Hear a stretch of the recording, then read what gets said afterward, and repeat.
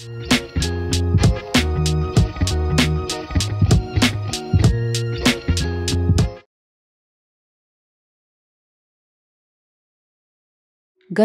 సమయంలో ఆహారాలకు దూరంగా ఉండాలి.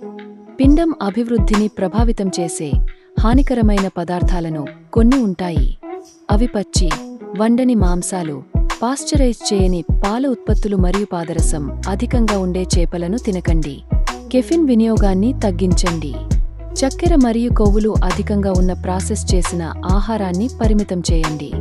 మీకు మరియు మీ శిశువు ఆరోగ్యానికి అవసరమైన పోషకాలను అందించడానికి పండ్లు, కూరగాయలు, లీన్ ప్రోటీన్లు, తృణధాన్యాలు అధికంగా ఉండే ఆహారాన్ని ఎంచుకోండి. ఈ ఆహారాలకు దూరముగా ఉంటే మీ శిశువు ఆరోగ్యముగా ఉంటాడు.